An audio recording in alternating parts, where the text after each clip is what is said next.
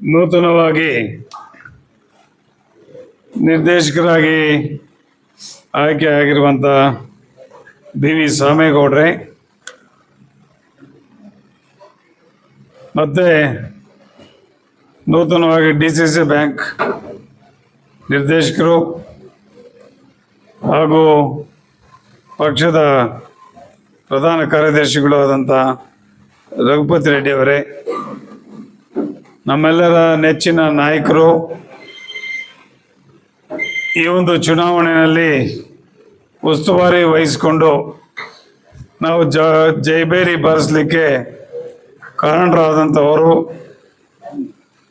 ಆದಂಥ ಆನಂದ್ ರೆಡ್ಡಿ ಅವರೇ, ಮಿತ್ರರಾದಂಥ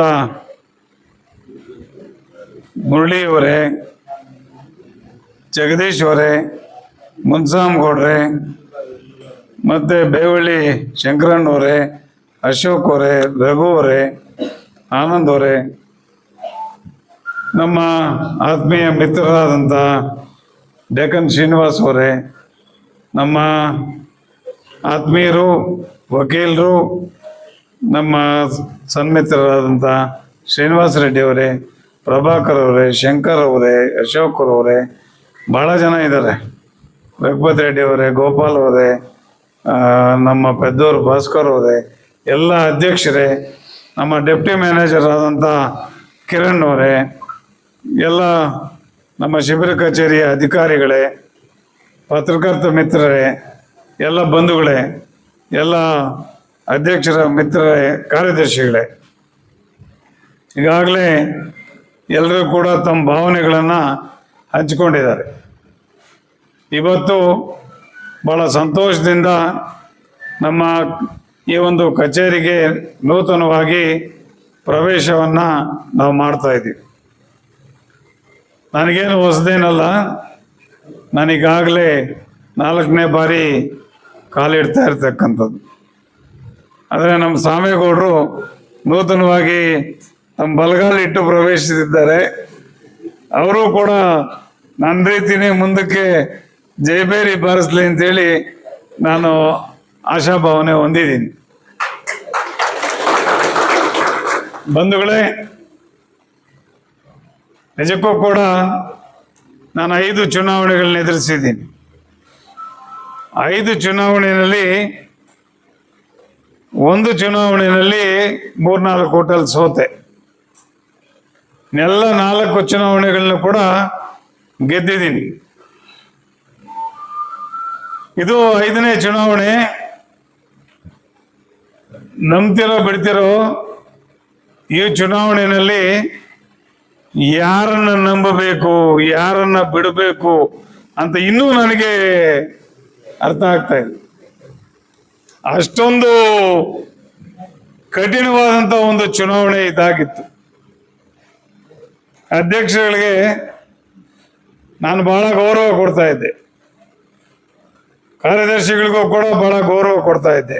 ಅಂದರೆ ಸ್ವಲ್ಪ ಸ್ಟ್ರಿಕ್ಟಾಗಿ ಇರ್ತಾ ಇದ್ದೆ, ಅದು ನನ್ನ ಗುಣ.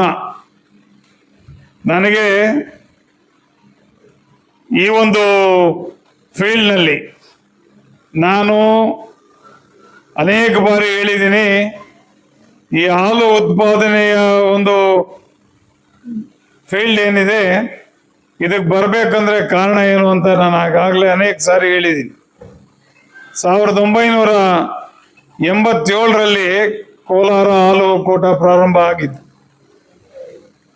ನಮ್ಮ ಮನೆ ಇದ್ದಿದ್ದು, ನಮ್ಮ ಚಿಕ್ಕಪ್ಪ ಅವ್ರ ಮನೆ ಕಾಲೇಜು, ಕೋಲಾರ ಕಾಲೇಜ್ ಮುಂದೆ ಯೂತ್ ಸೆಂಟರ್ ಅಂತಿದೆ. ಯೂತ್ ಸೆಂಟರ್ ಮುಂದೆ ನಮ್ಮ ಮನೆ ಇದ್ದಿದ್ದು. ನಾನು ಬೆಂಗಳೂರಿನಲ್ಲಿ ಓದ್ತಾ ಇದ್ದೆ, ಅಲ್ಲಿ ಮನೆಗೆ ಬಂದಿದ್ದೆ ಅವತ್ತು 87ರಲ್ಲಿ. ನಂದು 85ಕ್ಕೆ LLB ಮುಗ್ದಿತ್ತು. ಸ್ವಲ್ಪ KS ಆಗಿ ಏನೋ ಆಫೀಸರ್ ಆಗೋಣ ಅಂತ ನಾನು ಇನ್ನೂ ಓದ್ತಾ ಇದ್ದೆ. 87ಕ್ಕೆ ಅಲ್ಲಿ ಮನೆಗೆ ಬಂದೆ. ನಮ್ಮ ಮನೆಗೆ ಬಂದಾಗ ಅಲ್ಲೊಂದು ಚುನಾವಣೆ ನಡೀತಾ ಇತ್ತು. ಏನು ಚುನಾವಣೆ ಅಂದರೆ ಇದೇ ಹಾಲು ಒಕ್ಕೂಟದ ಚುನಾವಣೆ ಪ್ರಪ್ರಥಮ ಬಾರಿಗೆ ನಡೀತಾ ಇತ್ತು. ನಡೆದಾಗ ಆಗ ಮುಳಬಾಗಿಲು ಕ್ಷೇತ್ರದಿಂದ ಗೊಲ್ಲಳ್ಳಿ ಹನುಮಪ್ಪನವರು 1 ಮತದಿಂದ ಚುನಾಯಿತರಾದರು. 1 ಮತದಿಂದ ಅಥವಾ ಲಾಟ್ರಿನಲ್ಲಿ ಚುನಾಯಿತರಾದರು. ಆಗ ಅವ್ರನ್ನ ಭುಜದ ಮೇಲೆ ಕೂರಿಸ್ಕೊಂಡು ಜೈ ಜೈ ಜೈ ಅನ್ಕೊಂಡು ಎಲ್ಲ ಬರ್ತಾ ಇದ್ರು. ಆಗ ಮನ್ಸಲ್ಲಿ ಬಿತ್ತು ನನಗೆ, ನಾನೇ ಯಾವತ್ತೋ ಒಂದ್ ದಿವಸ ಜೈ ಜೈ ಅನ್ಸ್ಕೋಬೇಕು ಅಂತ. ಅದು 4 ಸಾರಿ ಜೈ ಅನ್ಸ್ಕೊಂಡಿದ್ದೀನಿ. ಒಂದನ್ನ ನಾನು ಹೇಳಕ್ ಬಯಸ್ತೀನಿ, ನಾನು ಸುಲಭವಾಗಿ ಏನು ಡೈರೆಕ್ಟರ್ ಆಗಲಿಲ್ಲ. ನಾನು ಅನೇಕ ಬಾರಿ ರೈತರ ರೇಟ್ಗಾಗಿ SNF ಸೂತ್ರ ಮತ್ತು ಕೆಲವರಿಗೆ ಜಿಡ್ಡು ಅಂದ್ರೆ ಏನು ಗೊತ್ತಿಲ್ಲ, SNF ಅಂದ್ರೆ ಏನು ಗೊತ್ತಿಲ್ಲ, ಆದ್ರೂ ಡೈರೆಕ್ಟರ್ ಆಗ್ಬೇಕು ಅಂತಾರೆ. ಈ SNF ಸೂತ್ರ ಮತ್ತೆ ಈ ಜಿಡ್ಡು ಸೂತ್ರ ಏನಿದೆ ಇದು ಸರಿ ಇಲ್ಲ ಅಂತೇಳಿ ಮತ್ತೆ ರೈತರಿಗೆ ರೇಟ್ಗಳನ್ನ ಕಡಿಮೆ ಮಾಡಿದಾಗ ಅನೇಕ ಹೋರಾಟಗಳನ್ನ ಮಾಡ್ಕೊಂಡು ಬಂದಿದ್ದೀನಿ. ನಮ್ಮ ಗುರುಗಳಾದಂತ R ವೆಂಕಟರಾಮಯ್ಯನವರ ಒಂದು ನೇತೃತ್ವದಲ್ಲಿ, ಬಾಗೇಪಲ್ಲಿ ಶಾಸಕರಾಗಿದ್ದಂತ ಶ್ರೀರಾಮ್ ರೆಡ್ಡಿ ಅವರ ನೇತೃತ್ವದಲ್ಲಿ 1993ರಲ್ಲಿ 10,000 ಜನ ಸೇರಿ ಗೋಲಿಬಾರ್ ಆದಂತಹ ಪ್ರಸಂಗ ಇದೆ. ಆಗ್ಲೂ ಕೂಡ ನಾನು ಅದರಲ್ಲಿ ಭಾಗವಹಿಸಿದ್ದೆ 93ರಲ್ಲಿ. ನಂತರ 2000 ಇಸ್ವಿನಲ್ಲಿ ಕೂಡ ಭಾಗವಹಿಸಿದ್ದೆ. ಇದೆಲ್ಲ ಈಗಾಗಲೇ ಮೊನ್ನೆ ಪ್ರೆಸ್ ಮೀಟ್ ಅಲ್ಲಿ ಹೇಳಿದ್ದೀನಿ. ಏಕಾಏಕಿ ಇದ್ದಕ್ಕಿದ್ದಂಗೆ ನಾನು ಡೈರೆಕ್ಟರ್ ಆಗಿ ಬಂದವರಲ್ಲ. ರೈತರ ಕಷ್ಟ ಸುಖ, ರೈತರ ತೊಂದರೆಗಳು ಇವನ್ನೆಲ್ಲ ಹತ್ತಿರದಿಂದ ನೋಡ್ಕೊಂಡು ಬಂದಿರೋನು. ರೈತರದ ಅನೇಕವಾದಂತ ನನ್ನ ಹತ್ರ ಸಹಾಯ ತಗೊಳ್ತಾ ಇರ್ತಕ್ಕಂಥವ್ರು ಯಾರೂ ಇಲ್ಲ. ಎಲ್ಲ ಸಹಾಯ ತಗೊಂಡ್ರು, ಆದ್ರೆ ಬೆನ್ನಿಗೆ ಚೂರಿ ಹಾಕಿದ್ರು. ಕನಿಷ್ಠ 50-60 ಮತಗಳ ಮೇಲೆ ಬರುತ್ತೆ ಅನ್ಕೊಂಡೆ. ಯಾಕಂದ್ರೆ ನಾನು ಮಾಡಿದೆ, ನನ್ನ ಮುಖ ನೋಡಿ ನೋಡಿ ಸಾಕಾಗಿದ್ದೀನ ಪಾಪ, ಗೊತ್ತಾಗ್ಲಿಲ್ಲ. ಅಯ್ಯೋ ಈ ನಲ್ಮಗಮ್ ಇನ್ನಾಳ್ರ ಸೋಷೆ ಇದೆ, ಪೋನಿ ಯಾವ್ದನ್ನ ತೆಲ್ಮಗಮ್ ತೆಸ್ತಾಮು ಅಂತೇಳಿ ಏನನ್ನ ಮನಸ್ಸು ಮಾಡಿದ್ರೇನೋ ಗೊತ್ತಿಲ್ಲ. ಆದ್ರೆ ಆ ದೇವ್ರ ಕೈ ಬಿಡ್ಲಿಲ್ಲ. ಅಧ್ಯಕ್ಷಗಳು ಡೆಲಿಗೇಟ್ಸ್ ಕೈ ಬಿಟ್ಟು ಹೋದ್ರು ಕೂಡ ಆ ದೇವ್ರ ಕೈ ಬಿಡದೆ ನನ್ನನ್ನ ಗೆಲ್ಲಿಸ್ಕೊಂಡು ಬಂದು. ಇದು ನಾನು ನಮ್ಮ ಅಧ್ಯಕ್ಷಗಳಲ್ಲಿ ಕಾರ್ಯದರ್ಶಿಗಳಲ್ಲಿ ಒಂದೇ ಒಂದು ಮನವಿ ನಂದೇನು ಅಂತಂದ್ರೆ, ನೀವು ಯಾರಿಗಾದ್ರೂ ಮಾಡಿ, ಯಾವ ವ್ಯಕ್ತಿಗಾದ್ರೂ ಮಾಡಿ, ಧೈರ್ಯವಾಗಿ ನಾನು ಇವನಿಗೆ ಮಾಡೋದು ಅಂತ ಹೇಳಿ అవత్ నిమ్మను ఒప్పుకొల్ತೀನಿ. వాడొస్తే వాని దగ్గర తీసుకునేది, ఈడొస్తే ఈయన దగ్గర తీసుకునేది, ఈడొస్తే ఈయన దగ్గర తీసుకునేది. ಏನ್ರಿ ಅವತಾರ? ಧೈರ್ಯವಾಗಿ ಹೇಳಿ, ಬೇಡ ನಾನು ಒಬ್ಬನ ಹತ್ರನೇ ತಗೊಳ್ತೀನಿ, ಒಬ್ಬರಿಗೆ ಓಟ್ ಹಾಕ್ತೀನಿ. ಓಹ್, ಬೆಳಗ್ಗೆ ಒಂದು ನಾಟಕ, ಸಾಯಂಕಾಲ ಈಗ ನಾನು ನಾಟಕ ಆಡಿದ್ರೆ ನನಗೂ ಬರುತ್ತೆ. ನಾಟಕ ಆಡಿ ತೋರಿಸ್ಲಾ? ನನಗೂ ಬರುತ್ತೆ ನಾಟಕ ಆಡೋದು. ತೋರಿಸಿ ಅಂದ್ರೆ ನಾಟಕ ಆಡಿ ತೋರಿಸ್ತೀನಿ. ಈಗ ಅಧಿಕಾರ ನನ್ನ ಕೈಯಲ್ಲಿದೆ. ಆದ್ರೆ ಅಂತ ಕಚಡ ಕೆಲಸ ನಾನು ಮಾಡಕ್ ಹೋಗಲ್ಲ. ಯಾಕೆಂದ್ರೆ ರೈತರ ಸಂಸ್ಥೆ ಇದು. ಯಾರು ಅಧ್ಯಕ್ಷರಾಗಿದ್ರು ಅವ್ರ ಸಂಸ್ಥೆ ಅಲ್ಲ, ಅದು ರೈತರ ಸಂಸ್ಥೆ. ಅಧ್ಯಕ್ಷರು ಕ್ಷಣಿಕ ಬದಲಾವಣೆ ಆಗ್ತಾರೆ, ಇನ್ನೊಬ್ಬರು ಬರ್ತಾರೆ. ಅದನ್ನ ತಾವು ದಯವಿಟ್ಟು ತಿಳ್ಕೋಬೇಕು. 25ರವರೆಗೂ ನಮಗೆ ಕೊಟ್ರಿ ಕಷ್ಟ ಅಂತಂದ್ರೆ ನೀವು ಡೈರೆಕ್ಟ್ ಆಗಿ ನಿನಗೆ ಹಾಕಲ್ಲಪ್ಪ ಅಂತ ಹೇಳ್ಬಿಡಿ. ಸಂತೋಷವಾಗಿ ನಮಸ್ಕಾರ ಸರ್, ಥ್ಯಾಂಕ್ ಯು ಅಂತ ಹೊರಟೋಗ್ತೀವಿ. ಓಹೋ, ಬೆಳಗ್ಗೆ ಒಂದು ಕಡೆ, ಮಧ್ಯಾಹ್ನ ಒಂದು ಕಡೆ, ಸಾಯಂಕಾಲ ಒಂದು ಕಡೆ. ದಯವಿಟ್ಟು ರೈತರು ಅನ್ನೋ ಒಂದು ಪದಕ್ಕೆ ಅವಮಾನ ಮಾಡಬೇಡಿ. ರೈತರು ಅನ್ನೋ ಪದಕ್ಕೆ ಅವಮಾನ ಮಾಡಬೇಡಿ. ನೀವು ಒಂದು ಕಡೆ ತಗೊಳ್ಳಿ, ಸಂತೋಷ ಆಗ್ತದೆ. ಹೌದು, ಒಂದು ಕಡೆ ಇದ್ದೀನಿ, ಒಂದು ಕಡೆ ನಾನು ಗಟ್ಟಿಯಾಗಿದ್ದೀನಿ. ನಾನು ಪಕ್ಷದ ಕಡೆ, ನಮ್ಮ ಪಕ್ಷದವರೇ ನವರಂಗಿ ಆಟ ಆಡುದು. ಇದು ಬಹಳ ನೋವಾಗ್ತದೆ. ದಯವಿಟ್ಟು ಇದನ್ನ ಬಿಡಿ. ನಾನು ಕಳಕಳಿಯಿಂದ ಕೇಳ್ಕೊಳ್ತಾ ಇದ್ದೀನಿ, ದಯವಿಟ್ಟು ಇದನ್ನ ಬಿಡಿ.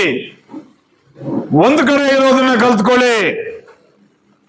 ನೀವು ಒಂದು ಕಡೆ ಇದ್ರೆ ನಿಮಗೆ ಒಳ್ಳೆ ಗೌರವ ಬರ್ತದೆ. ಅದು ನೀವು ಏನಾದರೂ ತಗೊಳ್ಳಿ, ಒಂದು ಕಡೆ ಇದ್ದು ನೀವೆಷ್ಟಾದರೂ ತಗೊಳ್ಳಿ, ನೀವೇಗಾದರೂ ತಗೊಳ್ಳಿ, ಒಂದು ಕಡೆ ಇದ್ದು ನೀವು ತಗೊಂಡ್ರೆ ನಿಮಗೆ ಒಳ್ಳೇದಾಗ್ತದೆ. ಹಾಗಂತೇಳಿ 3 ನಾಟಕ ದಯವಿಟ್ಟು ಆಡಬೇಡಿ. ಆಡ್ಬಿಟ್ರಿ ಬಿಡಿ, ದಯವಿಟ್ಟು ನಾನು ನಿಮ್ಗೆ ಹೇಳೋದು, ಇನ್ನು ಮುಂದೆ ಆ ಕೆಲಸ ಮಾಡದೆ ಒಂದ್ ಸೈಡ್ ಇರಿ. ನೀವು ಕಾಂಗ್ರೆಸ್ಗೆ ಹಾಕ್ಬೇಕು ಅಂತೀರಾ, ಕಾಂಗ್ರೆಸ್ಗೆ ಹಾಕಿ. ನೀವು ಪಕ್ಷೇತರಿಗೆ ಹಾಕ್ಬೇಕು ಅಂತೀರಾ, ಪಕ್ಷೇತರಿಗೆ ಇಲ್ಲ ನಾನು ಪಕ್ಷೇತರಿಗೆ ಹಾಕೋದು ಅಂತೇಳಿ ನಾನು ಒಪ್ಕೊಳ್ತೀನಿ. ಇಟ್ಸ್ ಗುಡ್, ಒಳ್ಳೇದು, ನೀವು ಹಂಗೆ ಮಾಡಿ ಅಂತ ಹೇಳ್ತೀವಿ. ನೀವು ಯಾವುದಕ್ಕೆ JDSಗೆ ಹಾಕಿ, ಒಂದಕ್ಕೆ ಹಾಕಿ. ದಯವಿಟ್ಟು ಇದನ್ನ ಮಾತ್ರ ದಯವಿಟ್ಟು ಅರ್ಥ ಮಾಡ್ಕೊಳ್ಳಿ. ಮುಂದಿನ ದಿನಗಳಲ್ಲಿ ಮುಳಬಾಗಲ್ ತಾಲೂಕಿಗೆ ಒಂದು ಒಳ್ಳೆ ಹೆಸರಿದೆ. ಆ ಹೆಸರನ್ನು ನಾವು ಮುಂದುವರಿಸ್ಕೊಂಡು ಹೋಗ್ಬೇಕಾಗ್ತದೆ.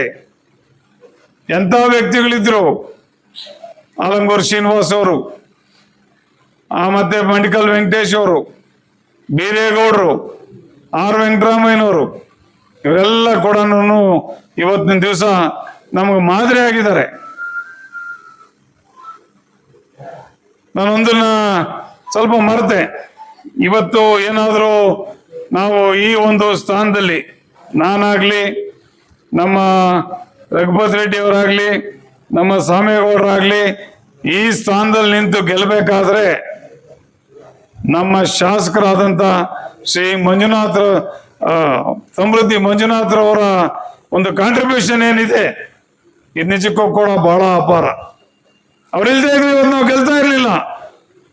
ಅಷ್ಟು ಇದನ್ನ ಕಷ್ಟ ತಗೊಂಡಿದ್ದಾರೆ, ಅಷ್ಟು ನೋವನ್ನು ಉಂಡಿದ್ದಾರೆ.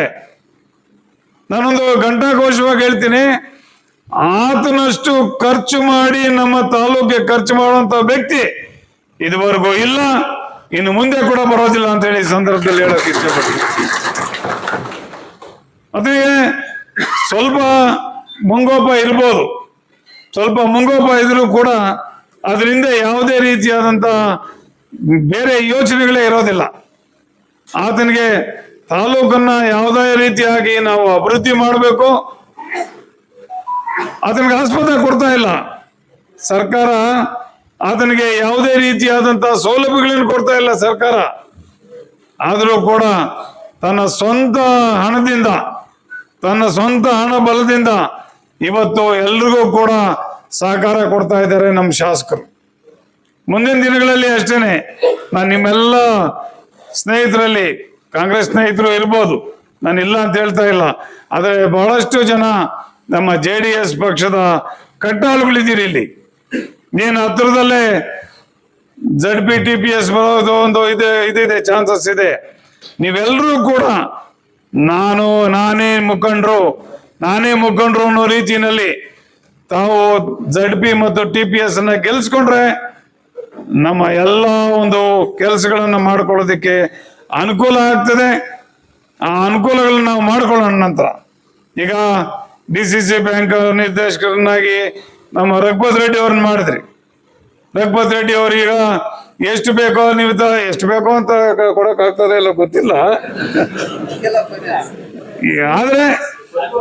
ಆದ್ರೆ ಸಾಲವನ್ನ ನೀಡುವಂತ ಕಾರ್ಯಕ್ರಮಗಳನ್ನ ನಮ್ಮ ರಘುಪತಿ ರೆಡ್ಡಿ ಅವರು ಡೆಫಿನೆಟ್ ಆಗಿ ಮಾಡ್ತಾರೆ.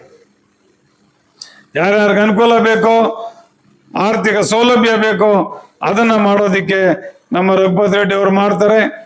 ಹಾಲು ಉತ್ಪಾದನೆ ಕಾರ್ಯಕ್ರಮದಲ್ಲಿ ಮತ್ತು ನಮ್ಮ ಒಕ್ಕೂಟದಿಂದ ಬಂದಂತ ಕಾರ್ಯಕ್ರಮಗಳಲ್ಲಿ ನಾನಾಗ್ಲಿ, ನಮ್ಮ ಸಾಮೇಗೌಡರಾಗ್ಲಿ ಎಲ್ಲ ರೀತಿಯ ಅನುಕೂಲಗಳನ್ನು ಕೂಡ ತಮ್ಮ ಮಾಡೋದಕ್ಕೆ ಸದಾ ಸಿದ್ಧ ಇದ್ದೀವಿ.